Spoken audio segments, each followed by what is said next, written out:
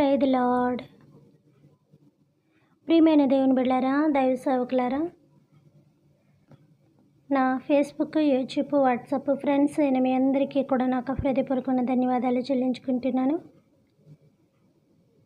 ప్రియమైన దేవుని బిడ్డలారా, మొన్నటి దినాన మనం వాక్యం మాట్లాడుకున్నాం. ఆ వాక్యం పూర్తి అయిపోయింది అనుకున్నాం, కానీ అందులోంచి మరి ఇంకొక అంశాన్ని తీసి మనం మాట్లాడుకోవడం అయితే జరిగింది. ఒక లైన్లోంచి ఆ యొక్క ప్రసంగాన్ని మనం మొదలుపెట్టుకోవడం జరిగింది. అదేంటంటే, హిజ్కియాకి మరణకరమైన రోగం వచ్చినప్పుడు అంజూరపు పండ్లు ముద్ద చేసి ఆ పుండు మీద కట్టగా పుండు తగ్గిపోయింది. మొత్తం అతను స్వస్థపడి 3వ రోజు ఆలయానికి వెళ్ళాడు అనే విషయం దాకా మనం మాట్లాడుకున్నాం. నిజమే ప్రియమైన దేవుని బిడ్డలారా, మనం మాట్లాడుకున్న ఆ యొక్క విషయంలోని కొన్ని విషయాలు మనం మాట్లాడుకున్నాం. ఏమని మాట్లాడుకున్నాం అంటే, డాక్టర్ గారికి వైద్యం వచ్చినప్పటికీ, మెడిసిన్ అంతా తెలిసినప్పటికీ ఆయన కాలు నొప్పి అంటే కాలు తీసాడు, చేయి నొప్పి అంటే చేతి మీద కొట్టాడు, కడుపు నొప్పి అంటే కడుపు నొప్పి మీద కొట్టాడు. కానీ కొంత మెడిసిన్ ఆయన ఉపయోగిస్తాడు పేషెంట్ మీద. అప్పుడు ఆ మెడిసిన్ అతని యొక్క బాడీలోకి వెళ్ళి హీలింగ్ అవుతారు, స్వస్థపడతారు అని కూడా నేను చెప్పడం అనేది జరిగింది. డాక్టర్ అంతటా నేర్పరత కలిగిన వాడు అయినప్పటికీ, కానీ అక్కడ ఏ టైంకి ఏది అందించాలన్నది అతనికి తెలుసు కాబట్టి. అలానే ఇక్కడ దేవుడు కార్యం చేయొచ్చు. యెషయాకి ఆ స్వస్థత ఇచ్చేసి నీ చెయ్యేసి ముట్టి స్వస్థపరిచాను అనొచ్చు. అయినప్పటికీ దేవుడు కార్యము చేతి ద్వారా కానీ, లేకపోతే యెషయా యొక్క చేతి ద్వారా కానీ, అది ఆ యొక్క ప్రవక్త ద్వారా కానీ జరగలేదు. కానీ కొన్ని కాయలు తెప్పించి ఆ కాయలను ముద్ద చేసి ఆ పుండు మీద రాయమని కట్టమని చెప్పారనమాట. అప్పుడు ఈయన చెప్పగా కొన్ని కాయలు తెచ్చి ఆ యొక్క పుండు మీద కట్టగా వెంటనే ఆ పుండంతా కూడా అద్భుతకరంగా, ఆ పుండంతా కూడా, గాయమంతా కూడా ప్లేస్లో మానిపోయి స్వస్థత పడిపోయి 3వ రోజుకి లేచి మందిరానికి వెళ్ళాడు. అసలు ఎంత భయంకరంగా వ్యాధిని 3 రోజుల్లో స్వస్థపరిచాడంటే చాలా గొప్ప విషయం కదా. ఇది గొప్పే ఉందిలే. చనిపోయిన లాజరు 4 రోజుల తర్వాత బాడీ అంతా కుళ్ళిపోయిన తర్వాత ఆయన్నే సజీవులుగా బయటికి రప్పించాడు, బాడీ ఏం పాడైపోకుండా. ఒకవేళ పాడైపోయిందేమో మనం చూసి వచ్చామేంటి? ఏదైనా ఆడదైన శరీరమే, ఎవరిదైనా శరీరమే. కాకపోతే దేవుని యొక్క మాటలో జీవం ఉన్నది కాబట్టి మట్టిలోంచి పురుగులు పుట్టినట్టుగా, మట్టిలోంచి అన్నీ పుట్టుకొని వచ్చినట్టుగా, మట్టిలోంచి మనిషి పుట్టుకొని వచ్చినట్టుగా ఆ యొక్క స్వస్థత పెద్ద విషయం ఏమీ కాదు. ఎందుకంటే 4 రోజుల తర్వాత ఉన్న చనిపోయిన మనిషికి ప్రాణమే ఇచ్చినవాడు ఒంటికి స్వస్థత ఇవ్వలేడా? అందుకే దేవుడు ఎక్కడ చూసినా నమ్ము అంటున్నాడు. దేవుడు ఎంత అద్భుతం చేశాడు కదా అని దేవుని మనం కనపరచాలి, దేవుని మనం నమ్మాలి. నమ్ముట నీ వల్లైతే నమ్మువానికి సమస్తమును సాధ్యం అని దేవుడు చెప్తున్నాడు. నీ జీవితంలో కార్యాలు జరగట్లేదని అనుకోనే కన్నా, నేను నమ్మట్లేదేమో అని అనుకో. నేను భక్తిగా ఉన్నాను కదా అని అనుకోవద్దు. భక్తిగా అందరూ ఉన్నారు. మందిరానికి వెళ్ళిన ప్రతి ఒక్కరు కూడా భక్తి పరులే. పని పాట లేక అంత టైం వేస్ట్ చేసుకొని ఎవరు వెళ్ళరు. ఆ డ్రెస్సింగ్ చేసుకోవడానికి 1 గంట 2 గంటలు పట్టొచ్చేమో. ఇంట్లో ప్రిపేర్ చేసుకొని ఫ్యామిలీ అంతా కదిలి వెళ్ళేటప్పటికి ఒక యుగంలాగా ఉంటుంది వాళ్ళకి. అయినా వెళుతున్నారంటే దేవుని మీద ఇష్టం లేకుండా, దేవుని మీద భయభక్తులు కలిగి ఉండటం అసాధ్యం అన్నమాట ఒక్కసారి మనం గుర్తుపెట్టుకోవాలి. విశ్వాసం లేకుండా దేవునికి ఇష్టడై ఉండటం అసాధ్యం. దేవుడు అంటే ఇష్టము, ప్రేమ ఉండబట్టి అంత కష్టమైనా కూడా దేవుని యొక్క మందిరానికి వెళుతూ ఎన్నో బరువులు భారాలు మోసుకుంటూ మళ్ళీ దేవుని యొక్క పని చేసుకున్న వాళ్ళు కూడా చాలామంది ఉన్నారు.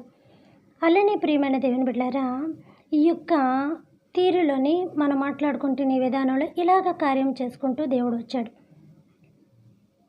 సరే, బాగానే ఉంది. అక్కడ కాయలే ఎందుకు పెట్టాలి, ఆ కాయలే ఎందుకు స్వస్థపరచాలని అంటే, ఆ కాయల్లో దేవుడు స్వస్థత వరాన్ని ఇచ్చాడు.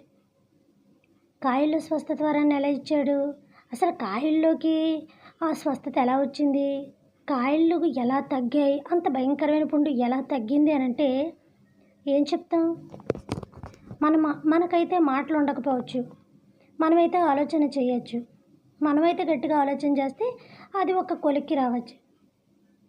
కాయల్లో స్వస్థత ఎలా ఉంటుందంటే మన బాడీలోకి అనారోగ్యంగా ఉన్నప్పుడు డాక్టర్ గారు ఏం పంపిస్తారు? ఒక లిక్విడ్ పంపిస్తారు. ఆ లిక్విడ్ ఎలా ఉంటుంది? ఇంజెక్షన్ రూపంలో ఉంటుంది. మన బాడీలోకి వెళ్ళడానికి ఒక ఇనప సూది కానీ, ఒక ప్లాస్టిక్ సూది కానీ పెట్టి ఆ యొక్క వాటర్ని పంపిస్తూ ఉంటారు. అది వాటర్ కాదు కానీ మెడిసిన్ అనమాట. అది ఎలా ఉంటుందంటే ద్రావకంలాగా ఉంటుంది. ద్రావకం అంటే పాట్లు నిలబెట్టే ద్రావకం అనుకోవద్దు.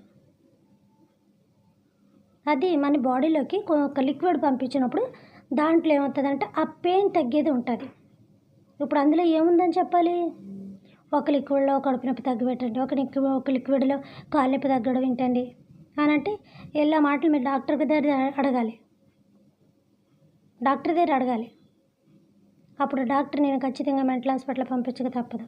ఇప్పుడే మేము బుక్కులు చదివి మా మైండ్ పాడైపోయిందమ్మా, వైద్యం చేసి మేము ఆ స్థితికి వచ్చేసాం, నిన్ను అక్కడ ఉండడమే మంచిదని చెప్పి అక్కడ పడేస్తూ ఉంటారు. దేవుడిని అడిగామనుకో అల్పవిశ్వాసి అవతలకు పో అంటాడు. అది ఇలాగ మనం తవ్వుకుంటూ వెళ్ళి కొలది కనపడతాయి, వస్తాయి, నిజాలు అనేవి బయటకు వస్తాయి, మర్మాలు అనేవి తెలుస్తాయి, విషయం అనేది తెలుస్తుంది. కానీ అంతటి ఓపిక ఉండాలి, తెలుసుకోవాలన్న ఆసక్తి ఉండాలి, ఓపిక ఉండాలి. దాని మీద మనం పరిశోధన చేయాలి. ఎక్కువగా పరిశోధన చేసినప్పుడు అది ఎంతటి పిచ్చి విషయమైనా అందులో ఏదో మంచి దాగి ఉంటుంది. ఒకవేళ అందులో ఏది మంచి అంతుకు పట్టకపోతే సరే పట్టిందనుకోండి, నువ్వు ఒక గొప్ప కార్యక్రమం సాధించినట్టే కదా. ఎవరో చేయలేని పని నీ ద్వారా ఒక నిజం బయటపడిందంటే ఎంత గొప్ప విషయం అసలు. కాబట్టి ప్రియమైన దేవుని బిడ్డలారా, మనం రథాలను కానీ గుర్రాలను కానీ ఎర్ర సముద్రంలో మునిగిపోవడం మనం ఎప్పుడు చూడలేదు. వినడం, నమ్మడం, దాని మీద దేవుని మీద పాటలు కట్టి పాడుకోవడం, ఆయన మహిమను పాటల ద్వారా కీర్తించడం. నన్ను కీర్తించండి, నన్ను స్తుతించండి అంటే ఆయన చేసిన పనులు కొనియాడడం అనమాట. తర్వాత కొన్ని సంవత్సరాలు పోయిన తర్వాత గవర్నమెంట్ మర్చిపోయాను, ఆ దేశం పేరు మర్చిపోయాను. వాళ్ళు సముద్రంలోకి అనుమతించిన తర్వాత ఇవన్నీ కూడా మేము బయటికి తీసుకొస్తాం అన్నప్పుడు సముద్రంలో పరిశోధన చేస్తున్నప్పుడు అవి కనిపించాయి. గుర్రాలు, రథాలు ఆ సముద్రంలో కనిపించాయి. అవి బయటికి తెస్తాను అన్నప్పుడు గవర్నమెంట్ తేనవలేదు. ఎందుకంటే వాటి యొక్క గుర్రముల ద్వారా రథముల ద్వారా నాకు నేను మహిమ తెచ్చుకొందును అన్న దేవుని యొక్క మాట ఎక్కడ బయటకు వస్తుందని అందులోనే అలా ఉంచేశారు తప్ప సముద్రం నుంచి బయటికి రానివ్వలేదు. కొన్ని చూస్తే మనకి తెలిసిపోతూ ఉంటుంది. అలాగ ప్రియమైన దేవుని బిడ్డలారా, దేవుడు చేసిన కార్యములు ఎందుకు ఏంటో అని అడగకూడదు. అంతే, ఆ కాయల్లో స్వస్థత పెట్టాడు దేవుడు, పెట్టేశాడు స్వస్థత. అసలు కాయల్లోకి స్వస్థత ఎలా వచ్చింది అని అంటే, ఇప్పుడు నిమ్మకాయ తింటే ఏమొస్తుంది? పుల్లగా ఉంటుంది. అందులోకి పులుపు ఎలాగొచ్చిందంటే అది దేవుడు చేశాడు, అది దేవుని చిత్తం. ఆ డ్రాప్స్ మన నాలుక మీద పడగానే చాలా పుల్లగా ఉంటుంది. మరి మనం కూరల్లో వేసుకుంటాం పచ్చిమిరపకాయలని, ఎండుమిరపకాయలు, అవి చాలా కారంగా ఉంటాయి, ఇంకా దిమ్మ తిరిగిపోద్ది అనమాట. వాటిలో కారం ఎలాగొచ్చిందంటే అది దేవుని చిత్తం. ఎవరైనా చెప్తారు? నువ్వేమైనా సృష్టించావా దేవుడిని నిలదీయడానికి? మామిడికాయలు 2 ఉంటాయి. మామిడికాయ అన్న పేరే పుల్లగానే ఉంటుంది, తీయగానే ఉంటుంది. తినడానికి పనిచేస్తుంది, పచ్చళ్ళు పెట్టుకోవడానికి పనిచేస్తుంది. అందులో మరి 2 పెట్టాడు దేవుడు. అందులోకి ఎలా వచ్చాయంటే ఇక నువ్వు దేవుడిని ప్రశ్నించాలి. దేవుడి దగ్గరికి వెళ్ళిపో, దేవుడి దగ్గర కూర్చొని దేవుడా ఎలా జరిగింది, విషయం ఏంటని నువ్వు ఆయనతో కూర్చొని ఏదో పురావస్తు శాఖలు అవన్నీ తవ్వినట్టుగా నువ్వు దేవునితో కూర్చొని మాట్లాడాలంతే. కొబ్బరికాయ తీయగా ఉంటుంది, కొబ్బరికాయ తీయగానే ఉంటుంది, వాటర్ కూడా తీయగా ఉంటుంది. ఎలా వచ్చింది అందులోకి తీపిదనం అంటే ఎవరేం చేస్తారు?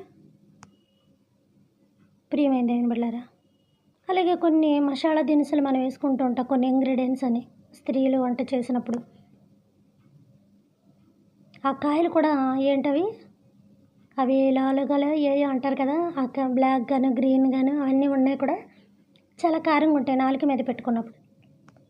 ఇవన్నీ ఇంట్లో కారాలు ఎలాగొచ్చాయి? మొగ్గల్లోకి అట్లోకి అడిగితే నువ్వు దేవుణ్ణి అడగాలంతే. 4 రేఖలు ఉన్న పువ్వులు ఎంతో దూరం నుంచి వాసన పడుతూ ఉంటాయి. పువ్వులు తోటలోనే వాసన ఇవ్వవు, ఆ సువాసన అక్కడే రాదు సుమా. రోడ్డు మీద పువ్వులు అమ్మినప్పుడు కూడా చాలా దూరం సువాసన వస్తుంది. తోట కాదు కదా, చెట్టుకి లేదు కదా, అక్కడ బల్ల మీద పెట్టి అమ్ముతున్నారు కదా, అసలు ఎలా వస్తుంది ఎంత స్మెల్ అంటే ఏం చెప్తాం? వెళ్ళి పువ్వుని వాళ్ళు అడగాలి, తర్వాత తోట అతన్ని అడగాలి, తర్వాత చెట్లను అడగాలి. ఇలా అడుక్కుంటూ పోవాలి. వాళ్ళందరూ కల్పించి అవతల పోంటారు, అంతకుమించి ఇంకేం ఉండదు. అలాగే ఈ కాయల్లో కూడా దేవుడు ఏం చేశాడంటే స్వస్థత వరాన్ని పెట్టాడు. ఆ యొక్క కాయలోని స్వస్థత వరాన్ని పెట్టాడు. ఇప్పుడు వీటిలో పులుపు ఎలా వచ్చింది, కారం ఎలా వచ్చింది, తీపి ఎలా వచ్చింది, చేదు ఎలా వచ్చింది? కాకరకాయ తింటే ఎంత చేదుగా ఉంటుందరా, కాకరకాయ తినమంటూ ఉంటారు. కడుపుకు మంచిది అంటూ ఉంటారు, తినమంటూ ఉంటారు. మరి అందులో చేదు ఎలా వచ్చింది? మన కళ్ళ ముందు ఉన్నాయి, క్లియర్‌గా కనబడిపోతున్నాయి కదా! ఇక ఈ పళ్ళు కోసం అంత వివరించుకోవాలా? ఈ అంజూరపు పండ్ల కోసం. అంజూరపు పండ్లంటే తినేసి కాయలనుకున్నారా?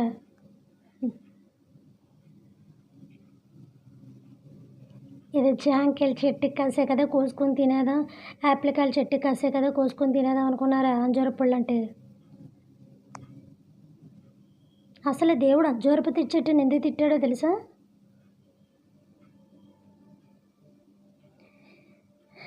ప్రియమైన దేవుని బిడ్డలారా, బైబిల్ చదవండి. ఏ రీతిగా మనం చదువుతున్నాం?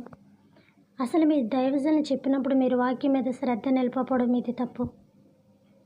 మీ దైవజనులు చెప్తున్న అనేకమైన ఆనిముత్యమైన మాటలను పట్టుకోకపోవడం మీది తప్పు. నువ్వు వేసుకున్న మెడలో ముత్యపు దండ తెగిపోయిందనుకో, ఆ పూసలన్నీ ఎక్కడికి పోయాయని అందరు కాళ్ళ కిందకి దూరిపోయి మరీ నెతికేస్తూ ఉంటావు. 10 మందిలో కనుక అది తెగిపోతాయి. అదే ఒక చైన్ తెగిపోతే ఎక్కడ పడిపోయింది. మరి దేవుడు మాటలు ఎందుకర్రా నెతకరు? నీ చూపు ఎక్కడుందా అన్నది కాదు. నువ్వు తలదించుకొని కింద చూసినా నీ బ్రెయిను దేవుని మాటల మీదే ఉండాలి. అటు సైడ్ చెప్తుంది ఎవరన్నది మనకు అనవసరం. అటు సైడ్ చెప్పినాడు పాపాత్ముడైనా, మూర్ఖుడైనా, మంచివాడైనా, భగవంతుడైనా, ఆఖరికి దేవుడైనా కూడా మనకు అనవసరం. దేవుడు అనవసరం అని అనకూడదు. నేను ఒక ఉదాహరణగా చెప్తున్నాను. ఏం తీసుకోలేము అక్కడ? మంచి తీసుకోవాలి తప్ప చెడు మనకు అక్కర్లేదు. చాలా ఉంటాయి మంచి చెడుని. మనకు కావాల్సిన మంచి మాత్రం మనం తీసుకుంటే చాలు. నీకు బాగా ఆకలేస్తుంది, కడుపు నిండాలి, అప్పుడు నీకు నీరసం తగ్గుతుంది, నువ్వు భోజనం తినాలి. ఒక ప్లేట్ తినే శక్తి నీకు ఉందనుకో, తినేస్తావు, నీకు శక్తి వస్తుంది, కాస్త నీరసం తగ్గుతుంది, కళ్ళు అవి తిరగడం తగ్గుతూ ఉంటుంది. సెకండ్ ప్లేట్ కూడా మళ్ళీ వెంటనే తినాలంటే తింటావా? ముందు ప్లేటు పచ్చడితో తిని తర్వాత బిర్యానీ తినాలంటే తింటావా? ఇక తినవు. నువ్వు విరక్తి పుట్టేస్తుంది. ఎందుకంటే నీ కడుపుకి ఎంత పట్టాలో అది నీకు తెలుసు కాబట్టి నువ్వు అంతే పట్టించుకుంటావు. నువ్వు అంతే దాన్ని జీర్ణం చేసుకోగలుగుతావు లోన. అంతకు మించి ఇంకెక్కువగా పంచభక్ష పర్వణాలు పెట్టా మనం తినలేము, జీర్ణించుకోలేము. ఇప్పుడే తిన్నానంటాం, ఇప్పుడే చేసామంటాం. ఇన్ని ఉదాహరణలు, ఎన్ని కార్యక్రమాలు మన కళ్ళ ఎదురుగా ఎంత క్లియర్గా కనిపిస్తున్నప్పుడు మళ్ళీ పట్టి అంత క్లియర్గా కాయల్లోకి స్వస్థత ఎలా వచ్చిందర్రా అంటే ఏం చెప్తాం మనం? చేసిన వాడిని మాత్రమే తెలుసు, ఆయన మాత్రమే అడగాలి. ఎప్పుడన్నా నువ్వు పచ్చిమిరకాయని పట్టుకొని నువ్వు కారం ఎలా వచ్చావు ఇందులోకి, కారం ఎలా వచ్చావు, ఎండుమిరపకాయని పట్టుకొని కారం ఎలా వచ్చావు నువ్వు ఇందులోకి, కారం ఎలా వచ్చావు నువ్వు, నిమ్మకాయని పట్టుకొని పులుపు ఎలాగొచ్చావు నువ్వు ఇందులోకి, పులుపు ఎలాగొచ్చావు అని అడిగావా? అసలు ఎప్పుడన్నా గమనించావా? చేతిలోకి నీ కాయలు వచ్చినప్పుడు ఎప్పుడన్నా గమనించావా? ఆటలను గమనించలేని నువ్వు ఇంక ఇది గమనించి ఏం చేస్తావు? నీ చేతిలో నీ కళ్ళలో ఉన్నాయి కాకరకాయ, నీకు చేదు ఎలా వచ్చిందని ముందు దాన్ని అడుగు. నిమ్మకాయ నీకు పులుపు ఎలా వచ్చింది, మామిడికాయ నీకు పులుపు తీపి ఎలా వచ్చిందని వాటిని అడుగు. నీ కళ్ళ ముందు కనిపిస్తున్న తోటి నువ్వు అబ్జర్వేషన్ చేయలేకపోతున్నావు, కానీ కళ్ళ ముందు కనిపించలేని దానికోసం దేవునికి వ్యతిరేకంగా మాట్లాడమంటే మాట్లాడతామా? కాయలకు స్వస్థత ఎలా వస్తుందండి? అసలు ఎలా వస్తుంది? ఏదో ఎవరో అప్పుడు రాసేసి ఉంటారు అలాగా అని అనుకుంటున్నామా? కాదు ప్రియమైన దేవుని బిడ్డలారా,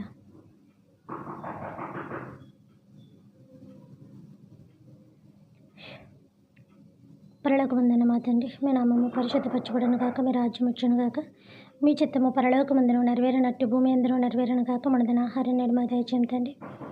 మా పౌనస్తుల అపరాధములను మేము క్షమించిన ప్రకారం మా అపరాధాలు మీరు క్షమించండి.